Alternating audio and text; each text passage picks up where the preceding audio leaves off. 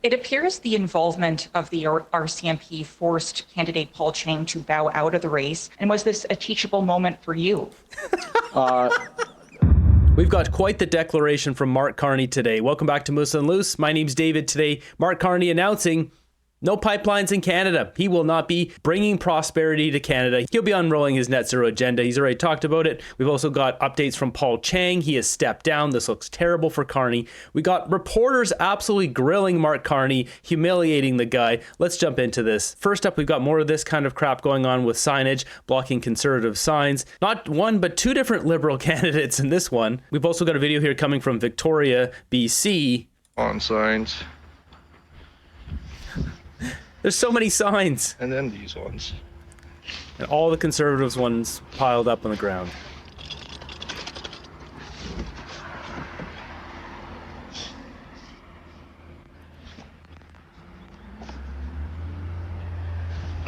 So weird, eh? Look at this. 1, 2, 3, 4, 5, 6, and then one behind the camera, 7. And they ripped out all the Conservative signs. All that needs to happen here is one person needs to be caught by some sort of home camera and charged, put in jail for a month for doing so, and people would probably stop doing this stuff. Someone has to face the consequences. Unfortunately, in Liberals Canada, Signs. no one faces consequences like the home invaders. That's why they keep doing it. Meanwhile, we've got Jagmeet Singh coming out with the most cringe photo of the election campaign. This is so sad. So he's doing all his meetups in back alleys and parks because he can't afford anything. He's driving around on his bus. He can't afford a plane. I wouldn't be surprised if they're sleeping on the bus. And when they do these photo ops, they get as many signs as possible because then you can't see behind here. There's only 21 people standing here. This actually comes from an article saying NDP vows to push back against healthcare privatization. The NDP's on a crash course for losing its official party status. So something else I want to point out here, Mark Carney and his team, they're pushing hard on trying to get the Muslim vote. So they got a bunch of shots of them walking into a house and filling up Muslim food bank community service boxes. You can hear the tone that they're trying to set with this video. And they get a lot of these shots here, helping Muslims, helping Muslims. Oh, Mark Carney smiling. He must be a good guy. Jumping back to this clip here, just look at this. Every single time Mark Carney's out with his wife, he never walks next to her. It's very bizarre. It's like he doesn't have any spatial awareness of her at all. He doesn't seem to care. And look at this absolute buffoon here, Nate Erskine-Smith. It's a cold and rainy day, so we weren't able to be in Dentonia Park. But here at Baitul Aman, I just want to say Eid Mubarak to everyone out there celebrating today. It's, as I said this morning here at the Masjid, it's been an honor to represent this community, such an active community over the last 10 years. And I look forward to continuing to be a strong voice in Parliament for you. Eid Mubarak. This guy puts on this garb and now he's a Muslim supporter. Where are all the women? Nice cosplay. I mean, just posturing here is just pathetic. We got Anita Nand here saying this too. We will make sure that we do not allow the forced displacement of people from their land, including in Gaza. A retired MP suddenly grabbing at a chance to score more money. Aren't they causing forced displacement of Canadians with what they've done in Canada in 10 years? High crime, high taxes, high corruption. Meanwhile, we've got Mark Carney getting absolutely destroyed by reporters today. Hi, Mr. Carney. It's Stuart Thompson from the National Post. On Friday, the Post published a piece revealing 10 instances of plagiarism in your doctoral thesis. Your party responded by attacking the academic who was quoted in the piece. Some of your surrogates mentioned pulling media subsidies because they didn't like the piece. First of all, did you plagiarize? And is this a demeanor we can expect from a Carney government? Will you attack the media when you don't like the work we do? Thank you for your question. I'm pleased that there's such interest in my doctoral thesis. It's sort of languished on the shelf for over 3 decades. I think what you'll find in the middle of that piece is a very clear refutation of these, quote, allegations by senior-most academic at Oxford, Dr. Meyer, who was categorical in her rejection of many of the conclusions that you just made. So if your question is, does a professor at Oxford, well, I think the statement of Dr. Meyer stands is pretty obvious where it is, and as I say, I'm pleased that there is intense interest in a game theory thesis of 30-something years ago. I think it's quite obvious that he plagiarized, and it speaks a lot about your character back then, and it seems nothing has changed. I'm Mr. Carney, Alessia Pasifumi, here with the Canadian Press. Your ministers have been telling me for more than a year that a Poilievre government wouldn't be focused on the issue of reconciliation. Yet you're here in Winnipeg, which is a majorly Indigenous city, with no policy announcement for Indigenous people, no public meetings with them. What does that signal about the Liberal Party's stance on reconciliation with Indigenous people? Yeah, thank you for your question. I'll say a couple of things, if I may. The first, in my opening comments as Prime Minister on the day that I was sworn in, acknowledged the fundamental role of First Nations, Inuit and Métis peoples to the founding of our country. Within 2.5 days, I was in Iqaluit with the Premier and meeting First Nations. Come on, man. I said some words. That means something, right, guys? The Inuit people, sorry. The Inuit people and the Métis. Within the first... This guy's a disaster. Next up, Mark Carney announces he won't be repealing Bill C-69, the No Pipelines law. He won't be bringing prosperity back to Canada. How do you reconcile keeping Bill C-69 with your plans to build infrastructure in Canada? Do you plan to repeal Bill C-69? We do not plan to repeal Bill C-69, to answer your question directly. What we have said and made very clear 10 days ago, formally with the First Minister's meeting, is that we will move for projects of national interest to remove duplication in terms of environmental assessments and other approvals, and we will follow, as the federal government, the principle of one project, one approval to move forward from that. And so what's essential is to work at this time of crisis to come together as a nation, all levels of government, to focus on those projects that are going to make material differences to our country, to Canadian workers, and to our future, and work closely together. And the federal government is looking to lead with that by saying we will accept provincial environmental assessments to move forward with that for example, clean energy projects or conventional energy projects. There are many others that could be there. Last point, which in many respects is the first point. We will always ensure that these projects move forward in partnership with First Nations. Prochaine question. So he said in First Nations, basically he's not going to be repealing it because he doesn't want to affect his stock options he's got in Brookfield. And since Brookfield owns pipelines in the UAE and Brazil, it would create more competition for Brookfield's operations abroad. This is ridiculous. This isn't a real prime minister. Pierre Poilievre posting this infographic here. This is one that sums up all the pipelines that were canceled. It says here, canceled energy projects or investments from 2015 to 2020. There's so many of them. LNG, is, as I've stated before, is it a surprise when you've got Qatari money flowing into Brookfield Asset Management? Mark Carney becomes chair of Brookfield. LNG projects are not being pushed in Canada. I mean, look at the dollar values of these things. 10 billion, 25, 28, 11, 18, 22, 2, 1, 3, 4 billion, 16 billion, 15, 8 billion. This would bring so many jobs to Canada. This would bring so much prosperity to our country. We could eventually cut the GST, PST, HST. We could probably eventually cut income tax if we didn't have a stupid, corrupt, greedy gang of goons running our government. We do not plan to repeal Bill 69. Next up, he gets grilled about Paul Chang. Good morning, Olivia Stepanovich, CBC News.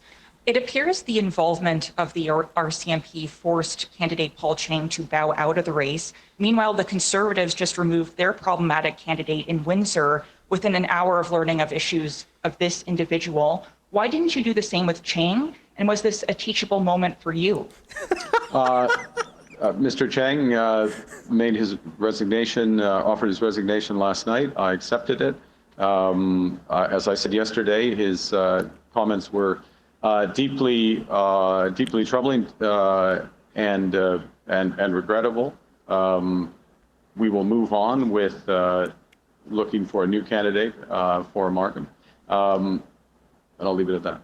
You'll leave it at that. This shoddy government, just like this shoddy poster board. Look at all these white bits sticking on the edge here. Stuff like this drives me nuts. Everything about this Liberal Party just reminds me of the edge of this board. It's all crusty. It's all half-baked, not thought through, just like the answer he just gave. This guy's an embarrassment. He's compromised. He's got conflicts of interest. He's not going to be serving in Canadians' best interest. He just took out a $276 million loan from China for Brookfield just at the end of last year. I don't expect that when it comes to Carney's tactic approval of Chang's comments, Canadians won't want to just leave it at that. Moving ahead here, we got Paul Chang. So late last night, he stepped down. He issued this statement here saying for the past 3 years, the greatest honor, blah, blah, blah, blah, blah. I serve with integrity and work to deliver results. I'm proud of what we've achieved together, like all the home invaders. Okay. Do not want there to be distractions in this critical moment. That's why I'm standing aside as our 2025 candidate in the community of Markham Unionville. Now, what is interesting about this is he didn't just do this out of the warmth of his heart. It doesn't seem like the Carney Liberals forced him to do this. It's because the RCMP are coming after him. This coming from Sam Cooper's the Bureau here. MP candidate Paul Chang steps down after RCMP confirms probe into bounty comments. And it says here, UK-based human rights NGO Hong Kong Watch filed a formal letter to the RCMP Commissioner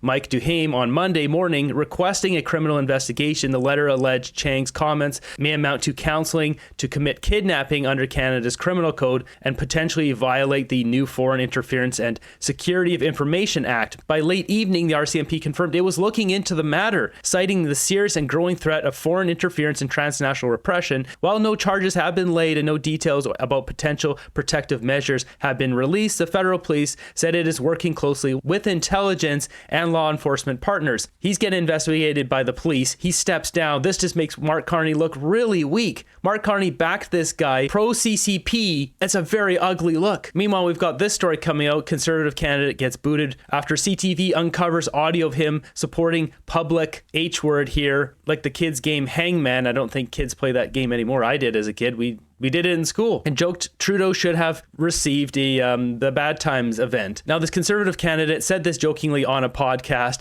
and what did the Conservatives do? They just booted him out immediately. Within an hour of finding this out, they kicked him out. Swift action. It just shows the parallel here. Mark Carney, weak, can't make decisions, and then defends a pro-CCP Liberal MP who's enticing people for bounty capture versus Pierre Poilievre's team, swift boot from the team. We're not tolerating anything. We run a clean ship. It's interesting. The mainstream media, it takes them multiple days to pick up the Liberal story about Paul Chang, but this one, they're right on it. And not only that, they're the ones who uncovered the audio of him. With the rising popularity of the Liberals and then the inflated rise fake polling data, I think CTV is starting to try to butter the bread on the other side because they know they can get money from the Liberal government. They're not going to get it from Pierre. It seems selective journalism is going on here. We got Mark Carney's alter ego account saying, at least he didn't suggest kidnapping his opponent for a bounty. Meanwhile, we've got Pierre Poilievre coming out with a new plan here to better Canada. This is a real Canada First plan. Introducing the Canada First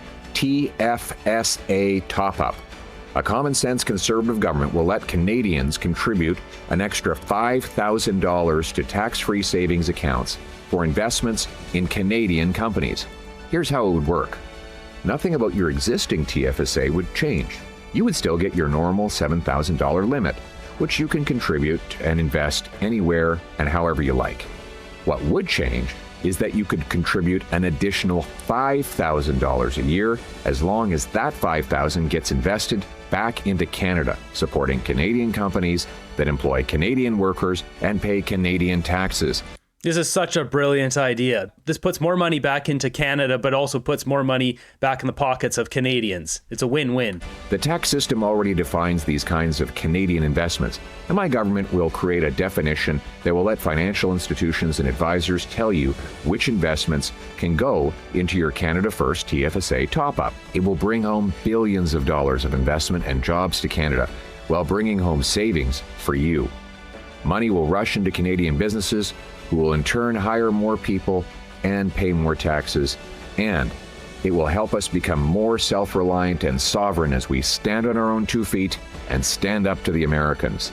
The goal, as always, is to restore the Canadian promise. Another great plan. Pierre is knocking these out of the park every single day. This is actually incredible. It's a great idea to have this top up. Next up, we got Brian Lilly posting this one saying, I asked Conservative leader Pierre Poilievre this morning about a court injunction to keep the street candy consumption sites open next to schools and daycares in Toronto. That's right. They want to keep these places open next to schools. Something to know, I'm going to have to remove a bunch of words from here. So if anytime a word is not there, you can assume it's a street candy word. Brian Lilly, Toronto Sun. On Friday, there was a court ruling that gave an injunction to a group of people trying to stop the Ontario government from saying you can't have consumption sites, drug consumption sites within 200 meters of schools and daycares.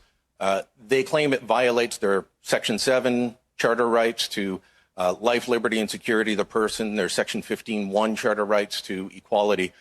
I'd like your thoughts on that. The judge just gave an injunction, hasn't ruled on it yet, but should courts be deciding how close a drug consumption site is to schools and daycares? No, this and the Liberal policy behind it are a bloody outrage. The Section 7 charter rights of children should come first. Charter rights to life, liberty, and security of the person means that kids should not be walking around stepping on dirty needles or at risk that an erratic fentanyl addict might lash out and kill a child. What about the charter rights of the beautiful mother who was hit by a stray bullet coming out of a so-called safe consumption site in Toronto just a year ago? What happened to her charter rights? It's not a safe consumption site if there are stray bullets flying out of it. This radical Liberal policy of handing out drugs, bringing people to use right in the most vulnerable communities around our kids has been a disaster. It has driven crime. It has led to 50,000 overdoses, more than died, and overdose deaths, more than died fighting for Canada in the Second World War. When I'm Prime Minister, this Liberal insanity will end. But before I point that, I should just point out, nothing will change under Mark Carney. He has the same radical Liberal MPs and ministers that Justin Trudeau did when he put these consumption sites in place. He has Nathan Erskine-Smith. He now even has Mayor Gregor from Vancouver, who's even more radical in wanting to give out free drugs everywhere. When I'm Prime Minister, this Liberal drug insanity will end. We will ban hard drugs. We will empower police to enforce the law and prosecutors to carry it out. We will stop giving out taxpayer-funded opioids. We will shut down drug consumption sites. We will give life sentences to traffickers and treat them like the murderers they are. And finally, we will put the resources into treatment and recovery so that we can provide rehabilitation, counseling, detox, and we can lift the people up who are struggling with addiction. Our mission must be a drug-free Canada. Our mission must be to put Canada first by bringing our loved ones home drug-free for a change. Thank you. That's what it should sound like. That's our new Prime Minister right there. The Liberals brought this in. They don't care what they've done. Otherwise, they would ban this kind of stuff. They would force David Eby and the NDP to reverse policies to produce this stuff that people can get for free. What good are these consumption sites? I see needles laying all over the place. I mean, me too. They're everywhere. It's ridiculous. What has our country become? Time to shut down Radical Left's agenda once and for all. So with Carney coming out and openly admitting it, he wasn't going to hide this. He's not going to be opening up that no pipelines ban. This is really an election of vote Conservative for prosperity in Canada or vote Carney Liberals for another 4 years of crumbling and suffering.